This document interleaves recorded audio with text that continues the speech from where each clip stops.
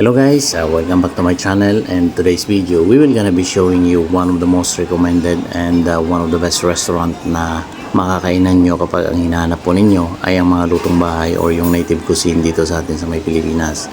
So bali galing po ako sa may training sa may Cavite, kumuha pa ako ng latest training na nirecommend or required by the office. So since nahapon na ako dumating ay sinundo na lang ako ni Mrs. and since na kung uwi pa kami ay medyo late na, kaya we decided na dito na lang kakain pagkasundo sa akin sa may MOA. So dito sa may MOA, isa ito sa talagang dinadayo at kinakainan, yung kabalen. So yan po yung mga pagkain nila. Kung makikita po ninyo, talagang bagong luto yung mga pagkain dito sa may Kabalan. At ang kagandahan po dito is eat all you can. So bali magbabayad lang po kayo ng per head at talagang bahala ka na kung ilang beses kang bumalik, basta wala lang masasayang na pagkain. So makikita po ninyo, inunan ko na po lahat ng ng mga pagkain na naka-display kung ano po yung inahanda nila.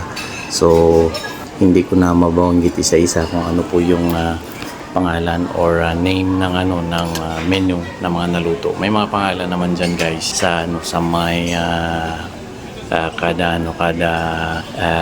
lagayan, at kayo na lang yung mag-describe kung anong klaseng luto yan. So talagang mag-i-enjoy po kayo.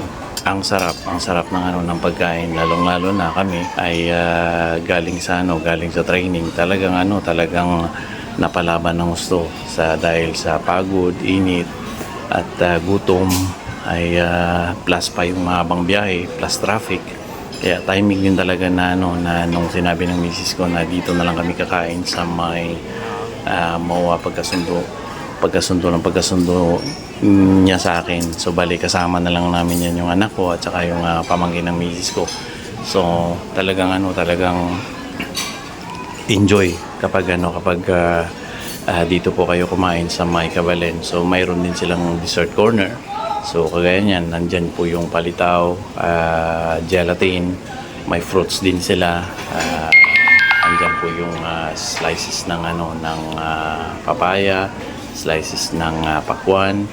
Tapos kung gusto po ninyong gumawa ng sarili ninyong halo-halo, you can have it. Tapos dito sa may drinks area, nandiyan naman yung mga drinks na may mga nilagyan ng mga pampahealthy na mga ingredients like cucumber, oranges, at kung ano pang iba na talagang highly recommended na inumin para ma-replenish yung electrolytes sa may katawan natin. So lalong-lalo na alam ng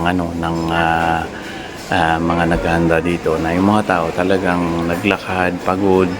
So pagpasok dito, so yun ay need na ma-replenish yung liquid sa katawan nila. Nandyan din yung isa sa mga paborito natin, yung biko. Nandyan po sa dessert corner po yan, at saka itong palitaw. So nakakuha pa ako niyan.